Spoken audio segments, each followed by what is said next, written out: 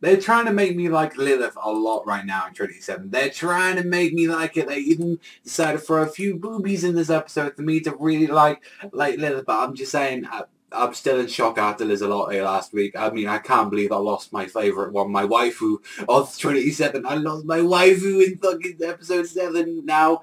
Kind of after that whole ordeal, I've had to, you know, relax, wipe the tears away from my face, and it's like, let's just continue on. Let's see what the series has got for the last about 4 episodes or so of like Trinity 7. So I was going to go right now. So people who also, I mean, don't know, I've actually been reading the manga as well for Trinity 7, and I've got to say, I've actually been really enjoying it.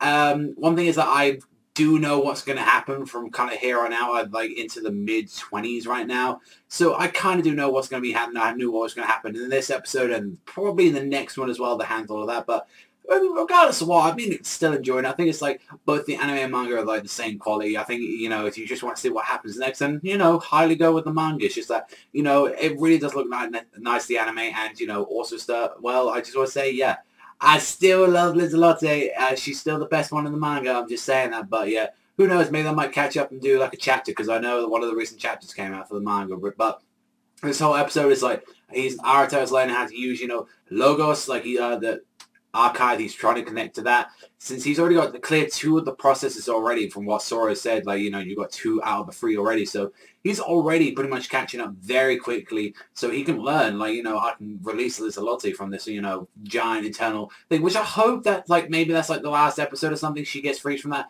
I hope this isn't a thing like it is, like, with Hijibi, like, she's, like, trapped in there until the end of the series. I hope not. I mean, she's one of the Trinity 7 members, for Christ's sake. So, yeah, like, people don't, if you read the manga, don't say that. If she, like, comes out anytime soon or something. But it's like, yeah, I really want, you know, hopefully for that to, like, happen or something like that. Because I don't want her just to be, like, you know, forgotten about throughout the whole series like that. And, you know, also as well, when Arisa was saying, you know, he was learning a lot from Lilith as well. Like, Lilith was going to teach her, and turns out, from what she said, like, whoever learns their archive and stuff, they're, like, kind of like the exact opposite. So, like, Levi, she's, like, envy, so she doesn't really envy anyone. That's why she makes a perfect ninja. Like, I think also as well, like, Adian's supposed to be, like, greed, or, like, I think it's actually supposed to be wrath, actually. She's supposed to be, yeah, she's, like, shows the least amount of compassion and, like, wrath in her. Lilith is lust, although she's got, like, a big lusty body and stuff like that. Like, you know, she isn't, like, one like Lizalotte, who's just, like, a goddamn slut, pretty much. And, you know, even as well, like, Lizalotte is, like, apparently her one is, like, sloth. She isn't, like, lazy and stuff like that. So it's very weird showing what all their abilities and stuff are throughout the series. So I'm kind of interested, you know, go into a little bit more of that, since, you know, Artel was learning a little bit, you know, from Lilith this one, and it felt like more their episode, and sort of like after the whole ending of, like, Lizalotte's arc, it seems like, you know, this episode was just meant for a breather. Like, he's saying, you know, here you go, have some enjoyable stuff, and they're pretty much setting up the next arc, you know, like, free, like, all the great academies and stuff like that. One of them got destroyed, so you're going to go there next week, you're going to go there, you know, with, like, everyone else, and it's like, yeah, I like the 2 guys, I like Akio. Akio's awesome. I just don't, you know, care that, you know, like, Aiden's okay, but it's like, I don't really care for, like, kind of like the group they're going with right now that's heading into there. And it's like, yeah, it's kind of cool, you know, that we're going to have a little, it seems like everyone's going to have their own episodes and stuff in Trinity 7, but it's like, I kind of, like, want us just to go immediately back into there. And I'm not going to lie, I was laughing my ass off when they're in the bedroom, and they literally walked in, and they saw, like, Sora on top of Arata, and he was like, oh, just try to seduce my master. And I just love it that he's not a pussy. He's just not there like, you boobies, get away from me, or anything like that. He's just, like, literally there as Sora's on top of him with his arms up like that, going, like, I don't give a fuck, I got a lolly on my dick. That's pretty much what he's doing. Like, and that's one thing, it's like, is that like a fucking dude or something? Because she's just like there with her chest out like nothing in like the bath scene or something. So I'm like, either she don't give no fucks and no one cares that, you know, she's got her chest out like that because there's literally nothing there, or that's a dude. So I'm hoping that isn't the case.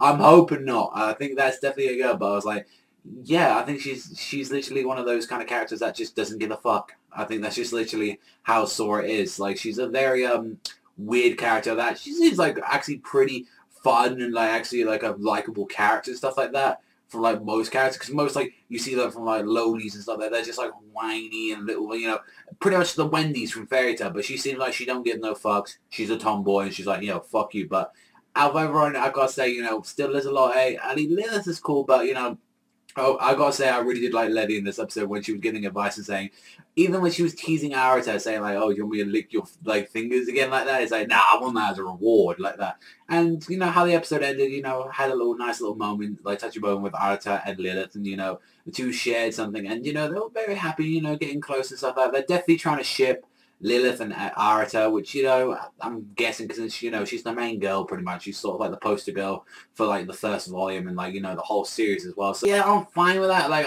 I'm not exactly trying to like ship him with anyone at the moment. Like, I think, you know, Liz Alive, she's mine, so, you know, he can keep hands fucking off. But like, I think that's like, yeah, I'm fine with whoever he ends up probably in the end, if he ever does end up with anyone in the end of the manga. So no, it was a fine episode. Yeah, no, I got some laughs right at the end, you know, tits coming out like that. It was like a fun-filled episode. I did enjoy this one. It was, you know, enjoyable, fun, chill, you know, same as like Trinity Seven is. It's just enjoyable. It's just fun.